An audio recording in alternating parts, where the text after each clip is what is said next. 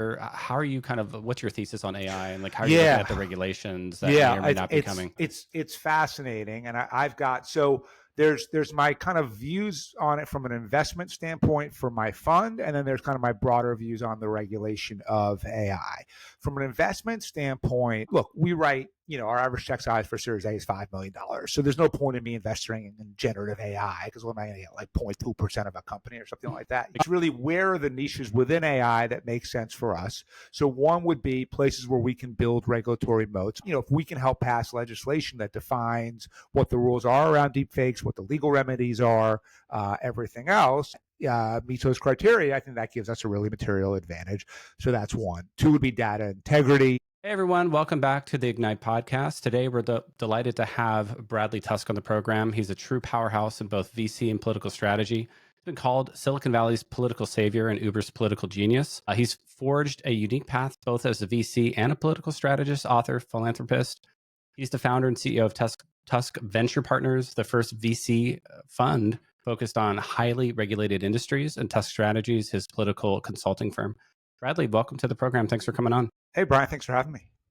Well, I'd love to get kind of the background and how you got interested in politics and VC. It's a very unique combination that I don't often run across. Yeah, I mean, it was a little bit by luck. I worked in politics for a long time. I was Mike Bloomberg's campaign manager, ran for mayor of New York City. I worked for him at City Hall. I was the deputy governor of Illinois for 4 years, ran the state's budget operations, legislation, policy, and communications. Spent a couple of years on Capitol Hill as Chuck Schumer's communications director in the Senate, and didn't really know anything about tech at all, but I started a political consulting firm in 2010. And in early 2011, a friend of mine called and said, hey, there's a guy with a small transportation startup. He's having some regulatory problems. Would you mind talking to him? I take the call and I become Uber's first political advisor that day. I get really lucky when Travis calls back and says, I can't afford your fee. Would you take equity? Thank God I said yes. That was back during the Series A.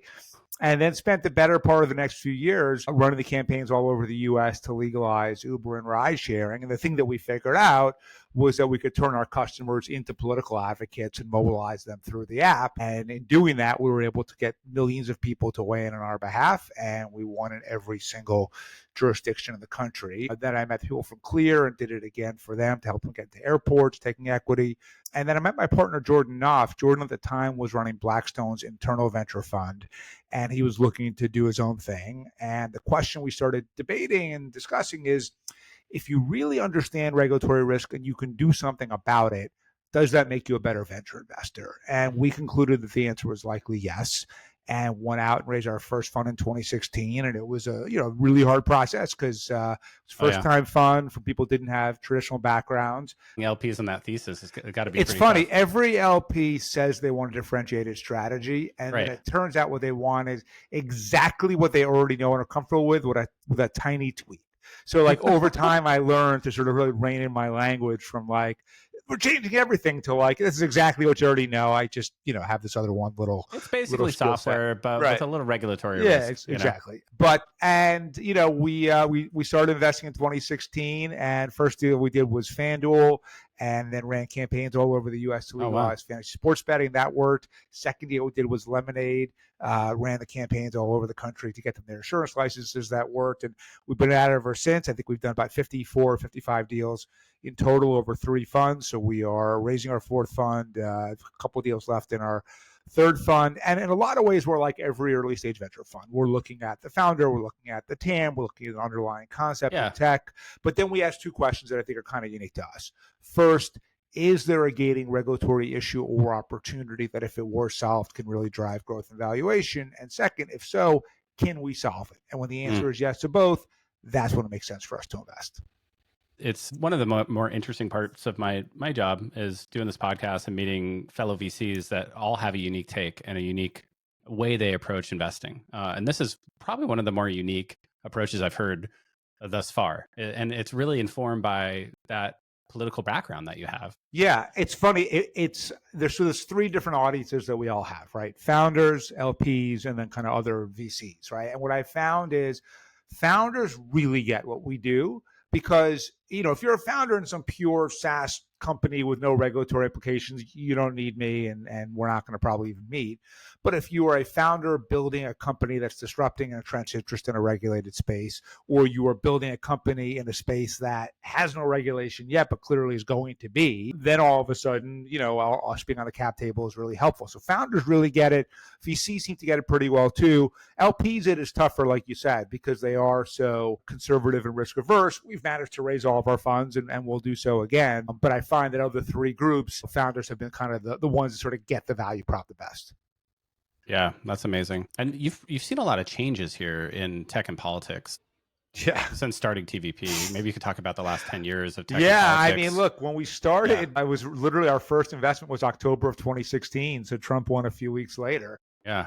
So on the federal level, things have been wild, right? And they continue to be wild. But in Trump's first term, you have kind of a push towards deregulation, I'm guessing. You do, but I should make this point, which is, so from a macro level, who the president is matters a lot. It determines our macroeconomic policy, it determines sort of the way the country feels, whether we're at war.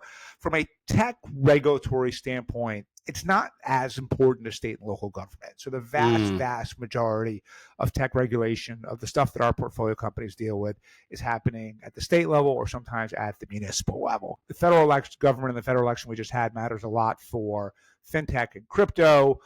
It matters for sort of overall attitudes and FTC posture towards it. There's obviously procurement of tech by DoD and others. There is some regulation of digital health by CMS. But by and large, what really matters for our business and our work is really who are the governors, who are the mayors, who are the state legislators. Yeah. So how do you kind of view this red wave that we just had? Like it's always mixed, because it really just depends on the issue, the portfolio company, and even then the jurisdiction. But I would say overall for us at the federal level, we'll see probably positive momentum in things like fintech and ed tech, which are the two biggest positions we have out of Fund 3. I think generally you'll see just more favorable activity around M&A, and I think that'll also help loosen up and open up the IPO market. I'm not anticipating major regulatory changes on the digital health side. That kind of has not been a particularly partisan issue. So it should be somewhere from fine to good for our portfolio, to be clear. And then, there were lots of state elections as well, of which they went pretty much the way we expected. The only area where I think the things that I work on was really hurt, and this isn't even venture, this is out of my foundation, but one of the two big things we had in my foundation are school meals. We fund and run campaigns in different states to mandate programs like universal school breakfast. Thank you for doing that. Thank you for doing that. I grew up poor, and I was on free lunch, actually. Great. It is the most critical. Most critical thing to do. Yeah. I mean, it seems to me that if you were starting a country all over again, right, and you said, let's just make a list of the things that are the most important, I don't understand how feeding kids wouldn't be in the top 5 or 10, right? And yet there are only 9 states in this country that have universal school meals. So we have helped run and fund campaigns in 20 different states. We've passed 25 bills. About 13 million more people get food on a regular basis as a result. And the ROI is incredible. I've spent about $7 million of my money on these campaigns, and it's helped return about $2 billion in new government funding for hunger programs. But with that said, I would say the election results purely from a hunger perspective weren't great. So, for example, I needed a supermajority for Democrats in the Nevada Senate to override a veto on school meals. We didn't get that. Didn't get the legislative outlook we wanted. The governor vetoed the amazingly, yes.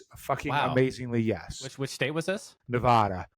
So the legislature passes free lunch for kids. Yep. Or school meals, let's call it. And then and then he vetoes it? Yeah, I mean, amazingly so. And how much was it? Was it just going to cost too much? And it wasn't. I mean, it wasn't.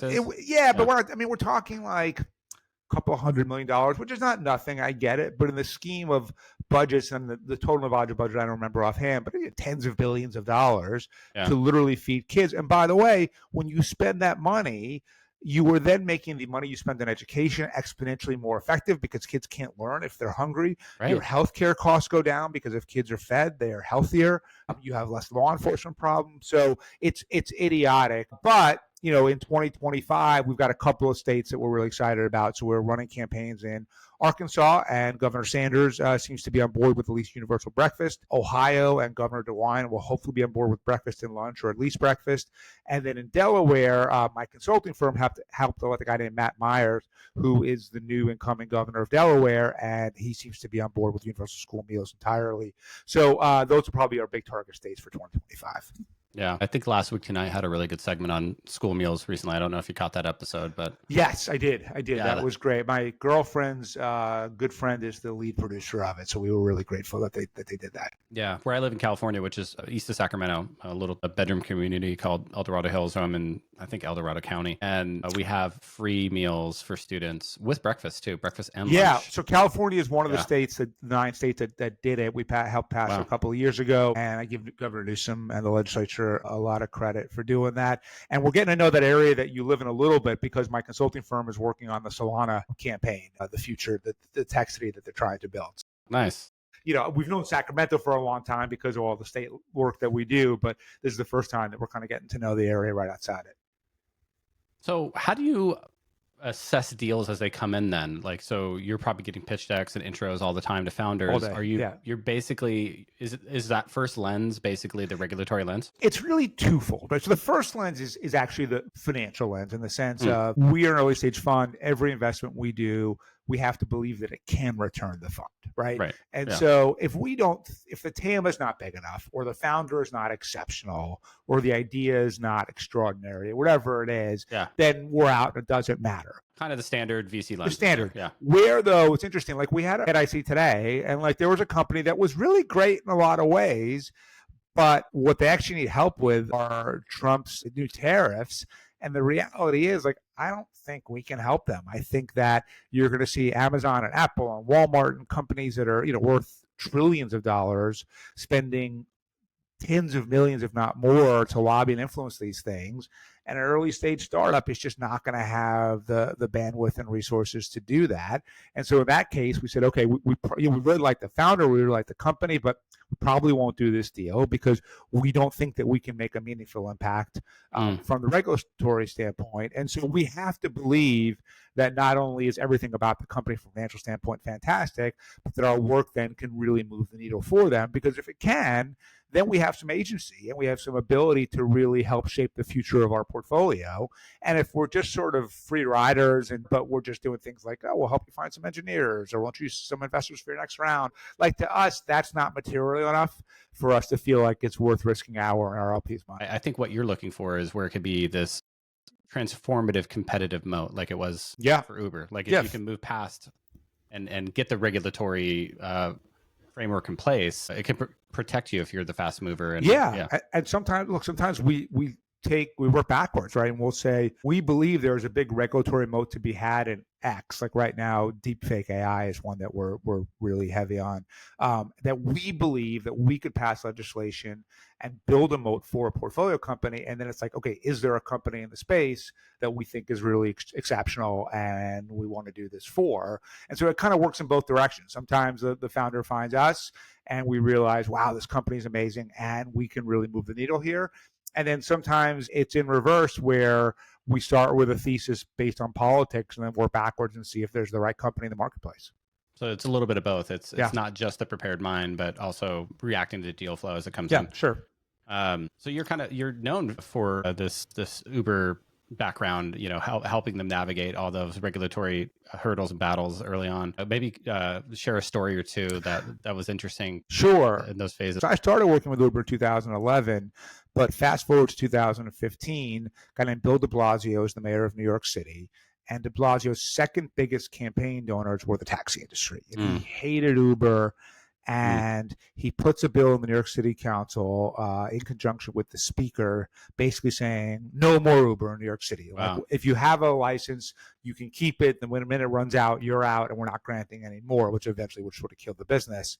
And I'm in Dallas for meetings. I'm sitting at DFW airport trying to get back to New York. It's pouring. I remember I'm trying to get on a plane standby. It's sort of just a mess in every way. And Travis calls me and says, "Did you see what happened?" And I had not. And he said, "Read an article, call me back." So I call him back, and he said, what can we do? And I said, look, I'm not aware of any time in New York City history where the mayor and the speaker of the council have both supported something and it hasn't happened. And he goes, well, this has to be the first. And I said, all right, let me see if I can figure this out. And I said, do 2 questions. Is there anything I can't do? And how much can I spend? And he said, as long as it's legal, you can do it. And you can spend absolutely anything you need to. Don't worry, money's not an issue. Yeah. Okay, those are good parameters. I'm sitting on, I get on a flight. I'm sitting on a plane. And I'm trying to think this through. And, if you're de Blasio, who's just your typical kind of liberal, kind of self-righteous, business and capitalism is evil and I'm the one protecting you from it type shit. I was like, that's the campaign he wants to run here. And when he thinks of Uber, I think what he's thinking of are big SUVs and luxury cars on Park Avenue, right? And he's thinking, okay, I can totally sort of stereotype these guys into these sort of fat cats and beat them. I was like, but you know what? I don't think, and I really knew the company well at this point because I'd been, on the cap table for 4 years. That's not really what we are. Like it's a segment of our market, but it's really just the one that gets attention. It's not actually our customer base or our driver base. And you think about it, who were our drivers? Poor immigrants, right? People who were coming in from other countries who, quite frankly, had been taxi drivers and were treated like total shit by the taxi industry and making much less money than they were making driving for Uber. So they had no interest in going back. And then of our customers, one of our biggest groups of supporters, and this was clear to me from day one, were African Americans, because I have yet to meet an African American that hasn't had the experience of having their hand up in the air and an empty taxi passing them by because of the color of their skin. Right. And so we had for years been tapping into our African American customer base to really raise hell on behalf of Uber. And we challenged de Blasio from the left. We said that banning Uber was racist and anti-immigrant. And he had never been hit from the left before, and he had no idea what to do. And we just pounded the living shit out of him. And the thing that we did that got the most attention was, when you go on Uber, there's your choices: Uber X, Uber Black, Uber Pet, whatever it is. Yeah. We created a mode called de Blasio, and we clicked on it. It said 25-minute wait time, fares are twice as much. Because this is what will happen if his bill happens. Click here to let your voice be heard. Oh, wow. And like tens of thousands of people in a couple of days told their city council members, I don't want this thing. And I had $5 million of TV ads running, kicking the living shit out of them, and radio and podcasts and events. And celebrities from Kate Upton to Al Sharpton came out for us, and everything you could possibly imagine. And I think I had a dozen lobbyists working the council, and the council members are going nuts because usually they hear from like 12 people on a bill. Yeah, and no regular people. And all of a sudden, like thousands are just flooding them. If you remember when TikTok tried to do this in Congress last year, these were adults who were registered voters in their district, right? Yeah. So they were serious people they had to take seriously. Yeah. And so they were like, shit, I don't want any part of this. And I get a call one day from the speaker's office saying, we want to talk. We walked in and they said, what's going to take to make the ads go away in the campaign? And I said, pull the bill. And they said, okay. And I'm thinking like, that's it? There's no negotiation? I'm like, all right, great. And that was it. They pulled the bill. Wow. I pulled the ads and we won. And what was so great about it was, even though it was a win in New York, New York's kind of the opposite of Vegas. What happens in New York is seen everywhere. And mayors all over the world were watching this. And de Blasio's favorability numbers got cut in half because of the number that we did on him. And basically every mayor around the world said to themselves, I don't need that. And it changed the regulatory outlook for us, across the U.S. and it even helped globally. There were so many facets of that strategy, but I think one of the two most poignant ones where it's the grassroots kind of nature of the user base that you activated via the Uber platform, right? Yeah. You already had millions of people probably using it in the metropolitan area. We did. And so you just activated them with a really funny, click here for the yellow cab experience, the Blasio experience. And then you played the race card. And and it all really worked. And it was also the basis for the work that we now do out of my foundation on mobile voting. So the thing that I took away from that first 15 years I spent directly in government and politics, I hope I'm not hijacking the conversation too much here, but is every policy output is the result of a political input. Every politician makes every decision solely based on the next election and nothing else. And because of gerrymandering, the only election that usually matters is the primary. And primary turnout in this country is typically about 10 to 15%. And who are those voters? They're the far left, they're the far right, Right. or they're special interests that know how to move money and votes in low turnout elections.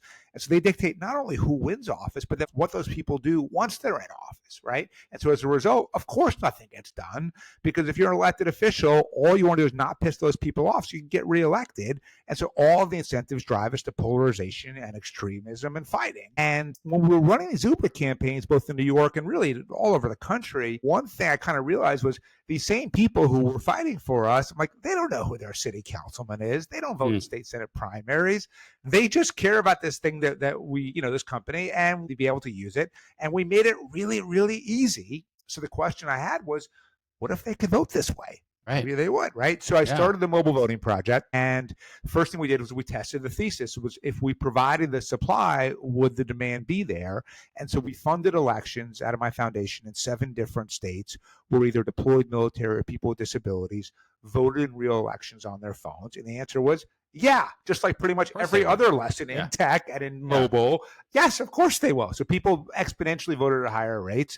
Denver did a poll of people participated, which said, not shockingly, 100% said we'd rather press a button than go somewhere. And no shit, right? Yeah. So the cybersecurity community said, well, that's okay, but the apps that are out there are not safe. You can't do it. And I don't know if they really weren't safe enough or not, but I knew that for as long as they had that excuse, they would keep it from happening. So it's like, you know what? I'm going to build my own mobile voting tech.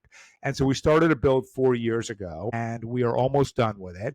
And when we are done, we are going to make it free and open source to any government in the world that wants it. And then the final phase is making this legal. And so we kicked off that campaign in September. I came out with a new book called Vote with Your Phone. That's about why mobile voting makes sense. And we are going to start running legislation in different cities around the country next year that will make it possible for voters to vote in municipal elections on their phones. So think like city council, school board, stuff like that. Yeah. And hopefully we'll pass the bill as people can start doing it. And we can show that it's a better way to vote. And by the way, it's not a replacement of any form of voting. It's just an additional option. And then scale up to state elections and then maybe one day federal. And to me, this is the only scalable solution to fixing democracy. I'd love to kind of tease apart that, but it seems so obvious that we're 15 years into the smartphone era. We're just now in California able to upload our IDs into our phones, and it's still kind of like a pilot phase. Yep. Yeah. We worked with Tezos and the DMV on some of that. So yeah. Yeah. I mean, it's so obvious. Like we all have these digital devices that can be verified and secure, and I think it's just a matter of time. But I'd love to drill down into the reasons why it helps democracy. Yeah. So there's 2 things. There's why it helps democracy, and then maybe if it's okay, we can get into sort of why it's secure, because there is no good argument against it other than security, right? Yeah. So, but the reason why it helps is this. I'll give you an example. Do you remember like 5 years ago, Amazon wanted to put their second headquarters in Queens in New York City, and it didn't happen? Right, yeah, they did the bidding process, and they did the road show. Yeah, I remember this. So New York City wins, and then there's some polling done, and what it shows is people are excited. The vast majority of the city wants it. Vast majority of the district wants it. Then AOC comes out against it because she hates Amazon and jobs and capitalism and technology and all that stuff. And a guy named Mike Gineris is the state senator from Long Island City, which is the neighborhood in Queens that would have had it. And Gineris is just a guy, right? He's not inherently conservative or liberal or good or evil. He's just a typical politician. And he says to himself, I'm just imagining, but oh shit, AOC's against this. If I support the bill, which is what my district wants, I'm going to get a primary from the left in my next election. And you look at historical primary turnout in that district, and it's around 10%. And so what he knows is, who is that 10%? They're the most left-wing voters around, the most anti-capitalist, anti-Amazon, anti-everything, which meant there was at least a possibility that if he supported the deal, he could lose his next election. Wow. And so he had a choice. 40,000 new jobs for New Yorkers, or one job, his own, and he picked himself. Wow. Now, if turnout in his primary were just say 30% instead of 10, not because he's a different person, not because he's a better person, simply because he remains self-interested, he's for the deal, because now, since the majority of the district wanted it, he would have to be for it, right? And that's true on every issue on the left or the right. You're a Republican congressman, turnout in your primary is 12%. the district is gerrymandered and half your voter base, 12%, are NRA members, you may not think that it should be super easy for someone to walk into a store and walk out with an assault rifle. But you also know that if you were to ever say that, you're gone in your next primary. And so you don't do anything about it. But if you look at polling of Republicans overall, they may not favor an assault weapons ban, but they certainly favor some sensible restrictions to try to keep guns out of the hands of people who are at least mentally ill. And yet you can't be for those restrictions. So school shootings keep happening. Walmart shootings keep happening. Church shootings keep happening. If turnout in your primary were 36 instead of 12, again, just based on math and politics and polling, you would be for some restrictions and people would be saved and we would have a lot less shootings. And so either side of the aisle, and in my mind, having worked in politics for so long, I'm an independent at this point. I don't like either party. I don't trust either party. Yeah, the two-party system is the root cause of a lot of our ills. They're just out for themselves. That's it. Yeah. And so I know that when you make things easier for people and you let them do it on their phones, they do it, right? Banking, healthcare, love life, whatever. Fundamental truism of any technology company. Correct. If you can remove friction, you'll get more of it. Right. And I also know that politicians will always act in their self-interest. And so when they're representing one subset of the electorate, they will behave one way. And when they're representing a larger group of the electorate, they will behave another. And so that's why I think mobile voting could really make a big difference.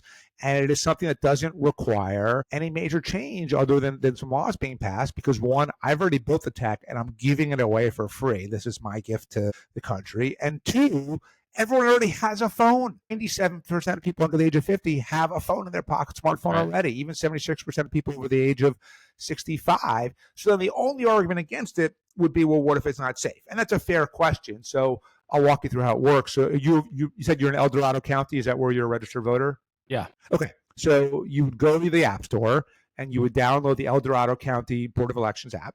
And the first thing I would say, okay, is Brian really a registered voter here? You put in your information, yes. Second question is Brian really Brian? So the first thing is multi-factor authentication. So just like if you forgot your Google password or your Amazon password, you get a code sent to you, you put it back into the app. The next thing we do is a facial recognition scan. Wow. So we take a scan of your face, we match it up against a government ID, which California is particularly great because they're digitizing everything already. We say, okay, this is really him. Great. Ballot pops up on your screen, and it should be as simple and straightforward as possible, but it does eliminate some of the problems that you do get with paper ballots, like undervoting, overvoting, stray pencil marks, hanging chads, all that stuff goes away. It's crazy we're running elections like it's 1924. Yeah, exactly. At best, right? 2024. At best. And you go through it, you make your choices, and then when you decide you're good to go, you hit submit, and two things happen. The first is your ballot's encrypted immediately. The second thing is you get a tracking code, like if it were a FedEx package, where you can track the progress of your ballot throughout. Like a receipt code, like you voted, and here's the tracking code. And here's how you know. Goes back to the El Dorado County Board of Elections, and the first thing they do is they air gap it, so they remove Brian's ballot from the internet. Then they decrypt it after it's air gapped. Then a paper copy automatically prints out and gets mixed in with all of the other ballots. You can see what happened with your ballot throughout the process through the receipt code. And then because the code itself is open source, anyone can audit it. Anyone can check it. And if something went wrong, you'll see it. And so I believe that we have built a system that is exponentially safer than the way that we vote now. And so the only reason that people will oppose it is they're going to still claim it's unsafe, because if you have power in the current system, you're not going to want to lose power, right? Yeah. And so unions, special interest groups, politicians on both sides of the aisle, lobbyists are all going to make up excuses as to why we can't do this. And we have to overcome them, which means another Uber-like revolution where we can mobilize millions and ultimately tens of millions of Americans to tell their elected officials, hey, I want this thing. There's no reason I can't do it. Let me have it. And then once, what we know from our experience in tech is, once we get it going in some places and once the genie's out of the bottle, you can't put it back in. Right. And so my goal is, let's finish the tech. Let's make it free. Let's get the genie out of the bottle. Let's legalize it. And then from there, hopefully takes on some momentum and a life of its own. And we Amazing. I would love to see that. And, I think the one key point is once people know it's possible, they will demand it, right? Which is democracy in action. Yep. Right. Yep. That is my fundamental thesis. And it's really the thing that kind of unites the work that I do in politics and in tech is basically working on that, right? So the same truisms that make mobile voting both inevitable and effective are the same things that effectively drive our strategy for our portfolio companies, right? There's a lot of companies where it doesn't work for all of them, but you can really mobilize your customers and let your elected officials know that they want this. And if you can do that effectively, you win. How much democracy is too much? Because I think the counter argument would be, we have a Republican form of government. You have the, kind of federalist system with elected representatives. Is more democracy better? And to what point is it not? Two things. So the first would be, one objection I get from people is, well, we don't want more people to vote because people are stupid. And even though the election last week didn't turn out the way that I wanted it to, I would argue it showed that people are not stupid, right? Because while Biden, and they're tired of being talked to like they're stupid. Correct. That's a big part of the red wave. For sure. But I think even more fundamental than that, historians one day will actually judge Biden to have been a pretty effective president. But regardless, 60 to 70% of the country said the country's on the wrong track. We don't feel good about it. And instead of saying, okay, well, here are ideas to fix these problems, and here's what's blocking us, and here's how we're going to do it, you instead had the Biden administration just constantly trying to convince everyone, no, it's fine, it's great, Bidenomics is working, and inflation isn't really that high, and the rate of the growth of inflation is low. And you can tell them what you want. You can have every MSNBC pundit in the world scream whatever they want. When people go to the grocery store and the bill is twice as high, there's nothing you can tell them otherwise. And I think one of the real fundamental mistakes that Harris made in her campaign was she went on The View and they said to her, well, what would you do differently from Biden? And her answer was, not a thing. And people were like, okay, well, we think the country's on the wrong track, and you're saying you're not going to do anything differently.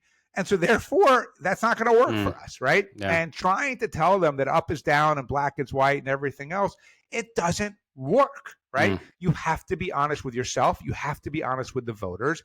And if they're not happy, you have to figure out why they're not happy and what you can do about it. And you have to embrace that. And trying to convince them that you know better than they do never works. So what do you think will happen to the two-party system in the primary once we have 100% mobile voting? In my perfect world, does it allow for more third-party candidates? I would love to have more parties. I've looked at this a lot. Andrew Yang, who's a friend of mine, is working on creating a new party called the Forward Party, and I spent some time trying to help Andrew with that. And when I worked for Bloomberg, I spent some time really trying to figure this out. I think that the most likely outcome would be once you have significantly higher primary turnout, then the far left and the far right lose their stranglehold over the Democratic and Republican parties. They get frustrated and they split off and splinter into their own party. So you have kind of a socialist party, you have a MAGA party. And then I would argue that's good, right? Because if that is your worldview on either side, great. Be a member of that party, vote in their primaries. If you're a little more centrist on the left or the right, great. Now there's a place for you. I think most centrists today feel pretty alienated across the board. And I think that'd be a better system. And so, I think mobile voting gets us to a much better place. And I think we can do it relatively quickly simply because, as we know, when the tech is good, adoption is fast. Yeah.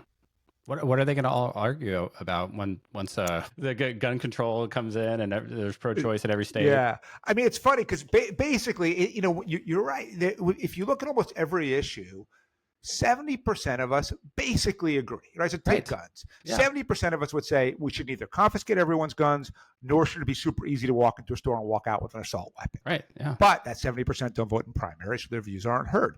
70% of us, immigration, would say we should neither deport everyone here illegally, nor should we have open borders. Don't really matter. Climate, most of us think that climate change is a real thing, but that doesn't mean that you shouldn't take economic impact into account when you come up with climate policies, right? Like almost every single issue, you can find the middle ground. The problem is the people who support the middle ground aren't voting. And once we make it a lot easier, then you enable members of Congress, members of state legislatures, members of city council to free themselves from the extremists, free themselves from the special interests, start working together and start getting shit done. I love it. Let's switch gears and talk about AI for a moment. Yes.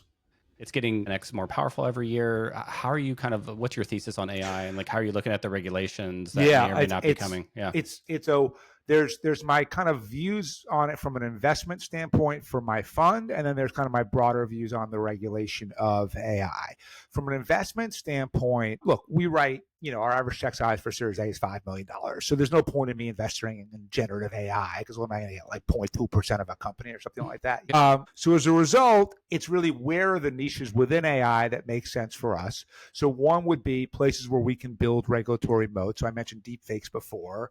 If we can help pass legislation that defines what the rules are around deepfakes, what the legal remedies are, everything else, criteria, I think that gives us a really material advantage. So that's one. Two would be data integrity. Three would be, this is an area that's really interesting to me, but I think it's coming. So you remember, you're a Californian, so you remember AB5 and when Sacramento passed the bill that said every Uber driver, every DoorDash delivery person is a full-time employee, all the work classification fights. Wait till we have to figure out how to professionally license AI. It's one thing to say that the driver's W-2 or 1099 and there's legal tests to sort of try to determine it. Yeah. But when it's AI and it's not a human being at all, and it's doing work that is typically licensed and regulated by the government, those are going to be massive questions and fights, which for me is great because I can figure out the arbitrage on those and get on and figure out the winning side and try to help make it happen. So that's one. Procurement is another one. Government spends $2 trillion. We've heard this a little bit lately because of Elon's thing, a year procuring goods and services, of which you need to do it. But at best, it is a highly human, frail political process where human beings have biases and favorites and political ambitions and all of the stuff. At worst, it's corrupt. And I don't think it's corrupt most of the time, but sometimes it is. And as a result, the taxpayers are never getting anywhere near the best deal. And it seems to me that AI could be an incredible substitute to do procurement for governments and for companies too, potentially if companies felt they have the same kinds of problems, because AI doesn't have emotions, doesn't have feelings, doesn't have hopes, doesn't have dreams, doesn't have fears. And as a result, it can make the best decisions for the taxpayers. And you still have some level of human review, but you could do that in a much more kind of nonpartisan, ethical, non-political way. And I think it's a much better outcome. Now, I haven't found a portfolio company yet that is doing this. So if you're listening to this and you're working on it, please reach out to me. Those are the areas of AI that I'm interested in and that we're sort of looking at from an investment standpoint. Obviously, we're also very focused on the overall regulation of AI. I will say, and I don't know what your view was on SB 1047, which was the California AI bill that Governor Newsom vetoed. I was for the bill. So maybe you could tell. Yeah, so what the bill basically said was that they would have mandatory for AI companies above a certain size, I think it was $100 million, mandatory testing, a kill switch, and if they were to put code out there that really resulted in various societal harms, a liability for the people who did that to give them incentives to try to think of the public good when they're programming. It was, if anything, a fairly innocuous, modest bill that I think would have set some good precedents, kind of got things going in the right direction.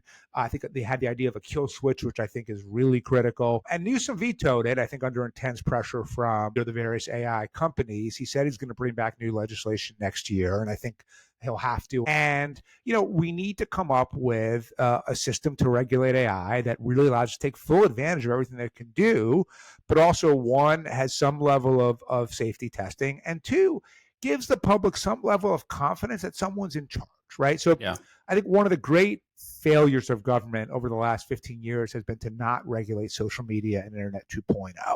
There's something called section. So it was part of a law passed in 1996 that says that Internet service providers and platforms are not liable for the content produced by their users, which actually in 1996 made a lot of sense because the Internet was this brand new thing and you wanted to get off the ground. The problem is at the time, no one could have envisioned Facebook or Instagram or TikTok or any of these platforms. And so if you were any of those platforms, no matter how bad stuff is posted by your users, you can't be sued for it. And human beings have an evolutionary trait known as negativity bias. And that is a logical thing, which kept us from being eaten by lions, or when we smoke gas, we leave the house, or whatever. We need it to survive. Yeah. But it also means that, like, when we see two headlines and one is really negative and one's really positive, we click on the negative one. And the platforms know that, and they make their money on clicks.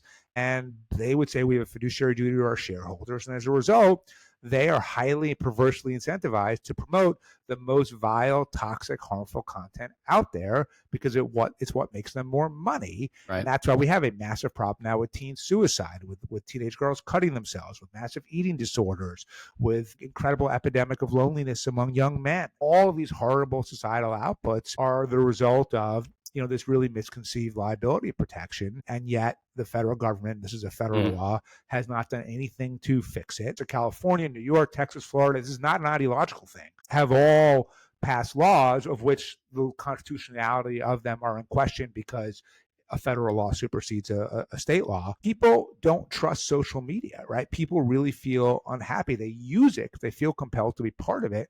But at the same time, it's this thing where you log on and two things happen automatically. The first is you compare your fake life to everyone, your real life to everyone else's fake life online. Yeah. So you feel inadequate, right? Yeah. And then two, everything bad happening everywhere in the world all at once is shown to you times 100 all the time. So the world feels terrible. Your life feels terrible. People feel really bad. And yet the government has done nothing to try to protect people, protect kids, or make it better. We can't make that mistake with AI. We've got to have someone in charge. We've got to think about the human consequences of what we're doing. There are some tremendous societal benefits that AI could have. The ability to do new, drug testing and molecules that could come up with incredible life-saving medicines. The ability to take education and personalize it for every kid so that everyone's individual learning style is what they're taught to. There's so many good things that could come from it. Yeah. But you can't just take the good. You got to anticipate the good and the bad, and think through both and come up with a regulatory framework that allows the good to move forward while protecting people from the greatest harms. I love it. Really well said. One of the best things I ever did was getting my social media apps off my home screen on my phone. Yep. And just hiding them away. And then what I realized over time is my mental well-being increased. I became much more freely available to do other things like read a book or read, articles. And then what I noticed over time when I stopped logging in all the time to check social media, not only did I feel better, but when I did occasionally, like once or twice a week, get into like an Instagram feed or a Facebook feed, I was like, this isn't fun anymore. No. Like you just kind of, once you remove yourself from that doom scrolling, trying to find the bottom of the internet. Right. And once you're not addicted to the dopamine hits that the negative content provides, then all of a sudden, look, I don't use social media at all, right? The only thing I have is a LinkedIn profile that I don't even know the password for. Someone in my office manages it. In fact, a couple months ago, I heard someone on a podcast and I wanted to message them. And so I went on LinkedIn to do it, but I didn't know my account. So I created another one. Oh, no. And the problem was the person thought that I was an imposter. That I was pretending to be me. I'm like, no, it's me. I really would love to get coffee with you, which did happen, but it took a little explaining. That's the best thing about LinkedIn is it's kind of like your best professional appearance foot forward. And I think social media has kind of gone into micro social media where you have these like chat groups with your friends around certain affinity areas. Like I have a Golden State Warriors chat group. Yep. I have a video games chat group. Yep. And then I have a VC, like fellow VCs chat group. Yeah. Have at this point probably kind of like a constant focus group of about 20 different friends who, when I come up with ideas that I want to, maybe talk about in my podcast or write about in my Substack, or I write a column from their daily news or my class at Columbia, or whatever else, I'll kind of test it out on them, and those groups become the testing ground. Any lessons learned over the years that you can instill here for founders out there listening about regulations and how they should approach it? Sure. So I'll give you those, but I will also say that to the extent that when people listen to the interview, they thought it was interesting. When I turned 50 last year, I wrote a piece. It's on my Substack, Bradley Tusk, about 50 reflections upon turning 50. So it's 50 things I learned, and they're human things. They weren't. Some of them were relevant to venture. Some were not. But people seem to like it. So if you like what you're hearing and you want more, check that out because it might be good. Specific to venture, I'd say really a couple things. So the first is regulation can kill you, right? So just like if you don't have the right engineers, your company can fall apart, or the right marketing plan, or the right fundraising, or anything else. You can't put your head in the sand when it comes to regulation. And you can't have this attitude where it's like, well, I went to Stanford and I was in Y Combinator and I raised all this money. So when those stupid regulators just see how smart I am, they're going to do whatever I want. No, it's not that if you can just get in the room, you're going to convince them that you're right, because they don't speak the language that you speak. You were speaking a language of fundraising and growth and customer acquisition. And they're speaking a language of polling and political fundraising and media and special elected officials. Like, you have to speak their language. If you just tell them why you're great in your language, they don't care and you will lose. Politicians only do something if they either think you can help them win their next election, or by not working with you, it could cost them their next election. When they believe those two things, they will work with you. When they don't, they will not. And so you have to be able to translate everything that you need into those words, or otherwise it's not going to work. I love that. Well, thank you so much for coming on. I feel like our time is short. We'll have to have you back. I would love to come back anytime. So thanks for having me. This was an amazing interview, and I just really appreciate the opportunity. Yeah. Thanks so much, Bradley.